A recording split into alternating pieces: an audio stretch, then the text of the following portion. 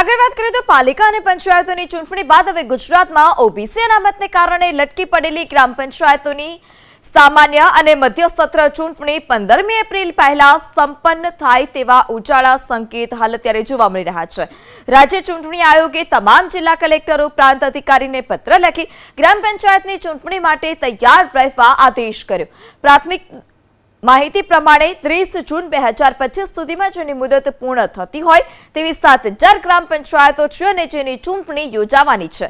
રાજ્ય ચૂંટણી સુધીની મુદત પૂર્ણ થતા ગ્રામ પંચાયતોની સામાન્ય વિભાજન મધ્ય સત્ર પેટા ચૂંટણી આગામી સમયમાં યોજાશે અને જેથી મતદાન મથકો મંજૂર કરવા અને તેની ભૌતિક ચકાસણી કરી લેવા પ્રમાણપત્રો મેળવી લેવા પણ સૂચના આપી દેવામાં આવી। કલેક્ટરને સંબંધીને લખેલા પત્રમાં ગ્રામ પંચાયતોની ચૂંટણી અધિકારી તરીકે નાયબ મામલતદારો, મદદનીશ તાલુકા વિકાસ અધિકારી, વિસ્તરણ અધિકારીઓ તેમજ ચૂંટણી કામગીરીના અનુભવી કર્મચારીઓની નિયુક્તિ કરવાની રહેશે।